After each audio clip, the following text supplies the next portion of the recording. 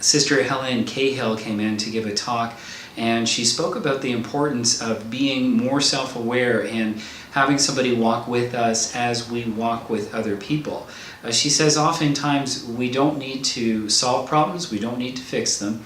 We just need to help people to come to a better understanding of what's going on inside, so that when we react or when we move towards some sort of resolution or movement forward in ministry, it won't be based on our reaction to what's going on or what has gone on in our lives. It's more of a balanced kind of taking a step back and saying, now what is the input of this other person who's joining me in supervision, or this group that's joining me in supervision? What's the wisdom that's coming from the group, and how is that guiding how I think about this interaction with this candidate, so that I can make a more balanced decision and I can have a more fruitful conversation with them. We reenacted situations, and somebody was this sister Betty who was simply beside herself because she had a postulant who came in and said, "I'm tired of being around all these older people, and it's just so frustrating for me, to be in this place." And Sister Betty, flew off the handle and said, "How ungrateful, and I can't believe you're saying this," and she took it so personally. And so we reenacted that one as well, and a lot of people who were Betty found that there were lots of other reasons why Betty was so upset or could be upset.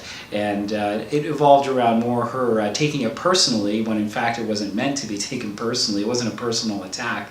But Sister Betty basically got in touch with her own aging process and how she had failed to really enter into it at times, and that really hit a nerve and made her feel old. And so she got really defensive and argumentative with the candidate. The role-playing did really well with all of us to just kind of get more in touch with ourselves if we were in those situations, but more importantly, to value supervision.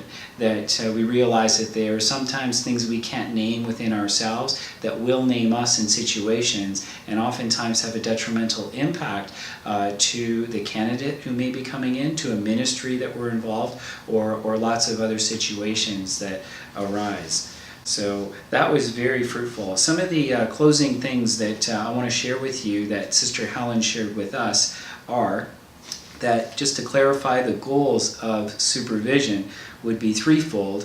First is the growth in self-awareness and interior freedom. So that's to help everyone grow in that self-awareness and to be interiorly free from baggage maybe in the past or normal mode of operation, so that we can make a well-informed, freer decision about how we're going to react. The second thing was that it helps formators stay with their experiences. So sometimes we skip over experiences and we're like, yeah, we know about that, or we figured this one out, and we just move from experience to experience a little too quickly.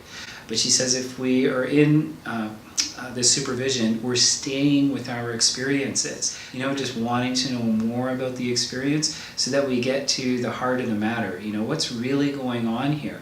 What are some areas in my life that I haven't had time to take a close look at because I've been skipping from one thing to the other?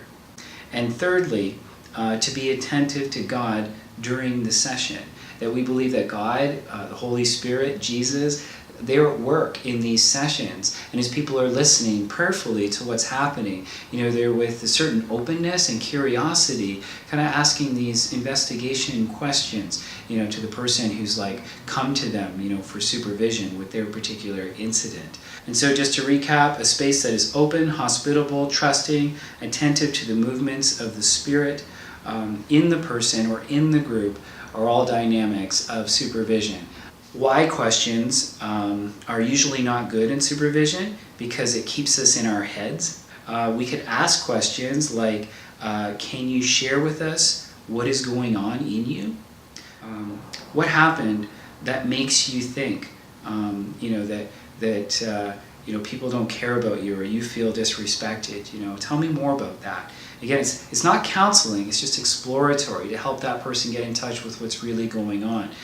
Counseling takes place if that person decides to take further action in resolving some of these issues that they have or taking a deeper look into them, which is not part of supervision.